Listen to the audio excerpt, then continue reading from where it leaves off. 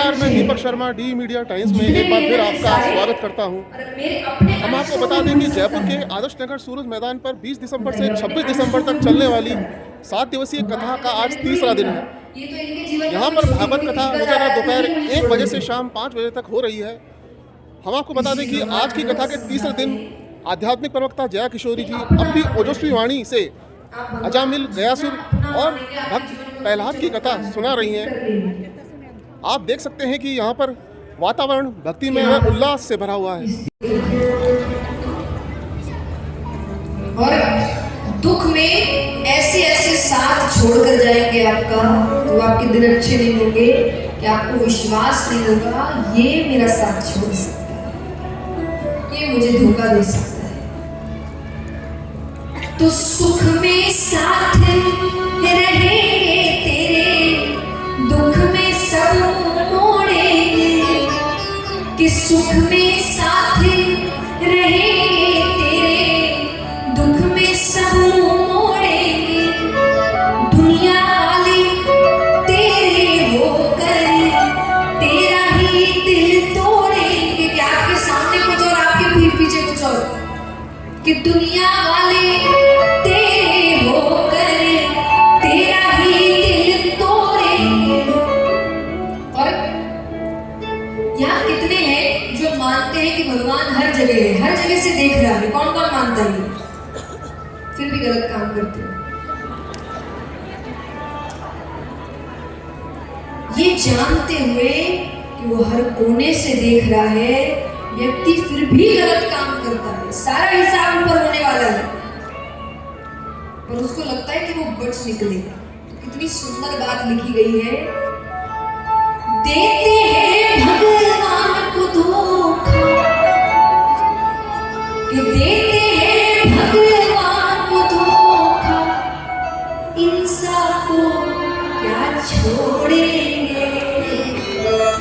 कसमें वादे प्यारे वफा से, बातें हैं बातों का, कोई किसी का नहीं ये झूठे नाते हैं। कसमें वादे प्यारे वफा से, बातें हैं। तो साथ तो सिर्फ यही देगा, याद रखना, और कोई साथ देने वाला नहीं है। सब स्वार्थ के लिए। जिस दिन व्यक्ति का आपसे स्वार्थ खत्म हुआ, उस दिन प्रेम भी खत्म होता है।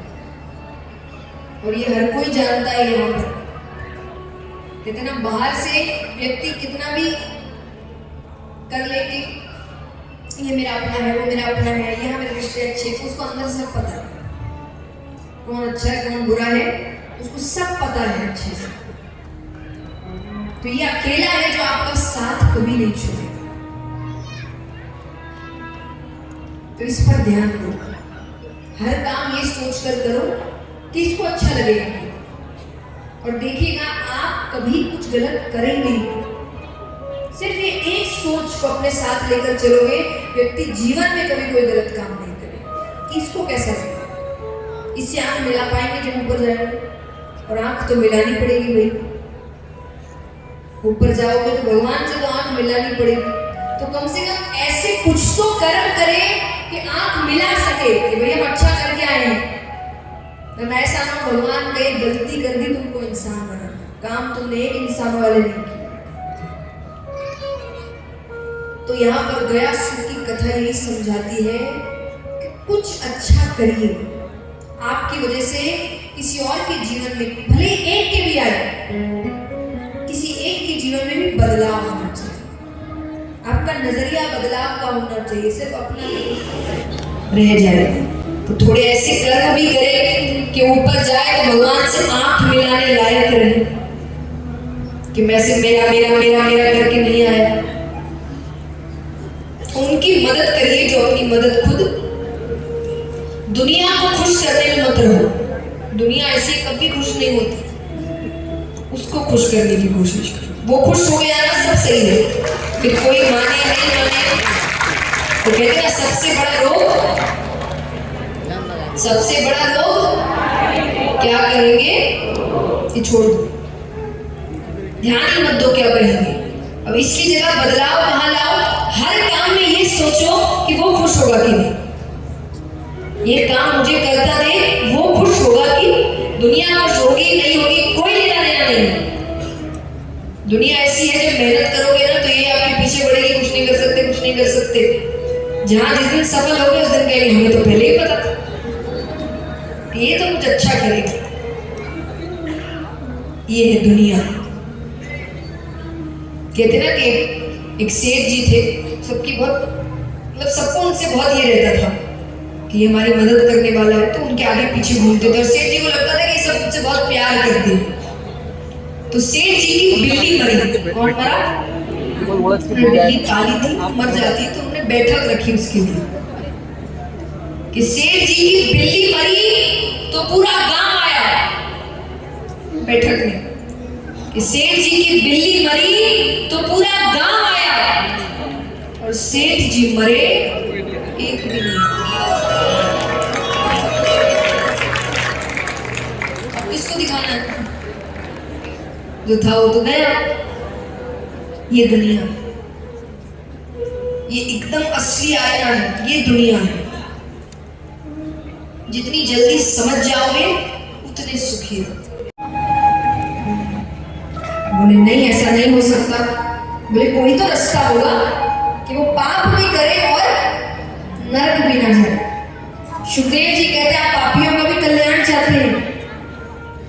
एक रास्ता है, सुनने में बहुत आसान, सुनने में तो इतना आसान है कि यहाँ बैठे आधे से ज्यादा लोग कहेंगे हमारा काम तो, पर करना उतना ही कठिन। तो सुखदेव जी कहते हैं कि उपाय ये है कि अगर अंत समय में मुख में भगवान का नाम आ जाए तो व्यक्ति नरक नहीं जाता। इतना आसान है, ले लेंगे। पर असलियत क्या है कि जन्म जन्म मुनि जतन कराही, अंत राम कहीं आवत नहीं। अंत समय में भगवान का नाम मुख में, पहली बात तो कहते हैं कि बहुत पीड़ा होती है, तकलीफ बहुत होती है, उससे ध्यान नहीं हटता। और उससे ध्यान हट जाए तो ध्यान कहा जाता है बच्चे से मिल लूँ, बेटी से मिल लूँ, पति से मिल लूँ, पत्नी से मिल लूँ, माँ से मिल लूँ, इससे मिल लूँ। यानी मोह जिसमें ज्यादा है उसमें ध्यान पूरा पड़ा रहता है।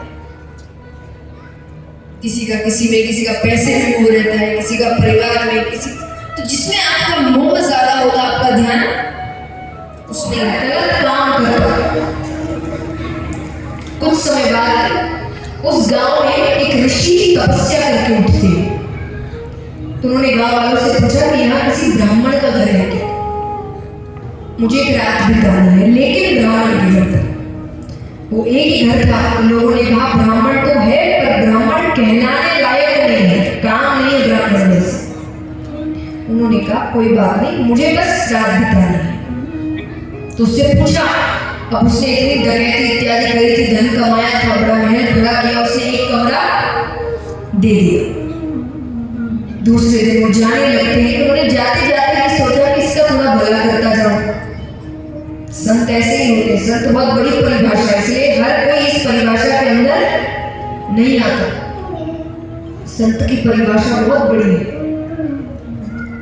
तो उन्होंने जाते जाते भी सोचा कि इसका भला करता जाओ। तो उन्होंने कहा कि तुम्हारी पत्नी को भी गर्भ है, यानी संतान होने वाली है। तो बोले हाँ। तो मेरा एक काम करोगे? बोले कैसा काम? बोले मुझे पता है कि तुम्हें पुत्र होने वाला है। बोले आपको कैसे पता? बोले मुझे पता है, और अगर मेरी बात सच हो गई तो तुम अपने पुत्र का नाम नारायण रखना। क्या रखना? उसने कहा ठीक है, अगर पुत्र हुआ तो मैं उसका नाम नारायण रखूंगा। पुत्र ही हुआ।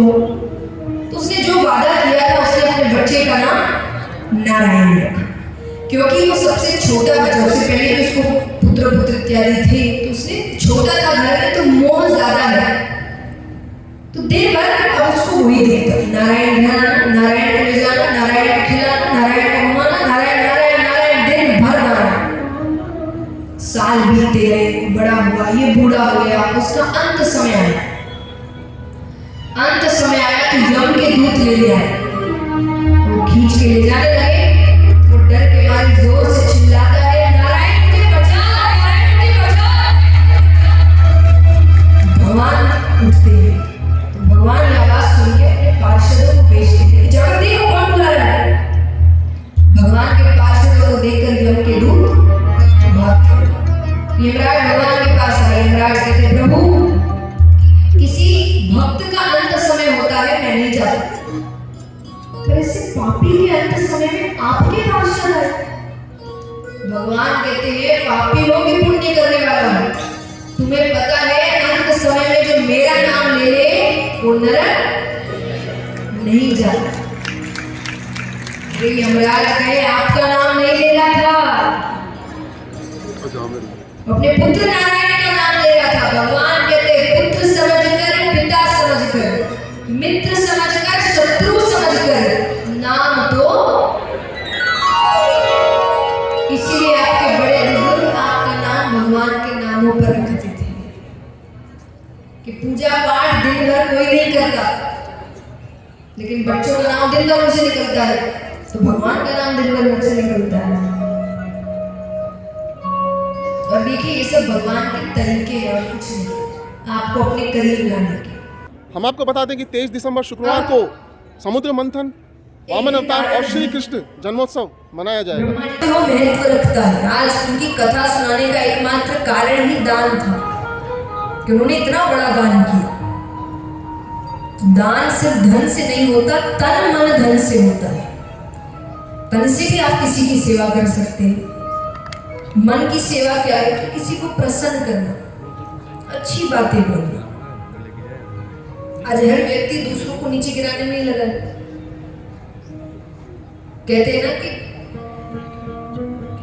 व्यक्ति जब अपने से ऊंचे किसी को देखता है तो उसको लगता है कि उस तक पहुंचना तो बहुत मेहनत का काम है, उतनी मेहनत कौन करे, तो फिर आसान तरीका क्या है?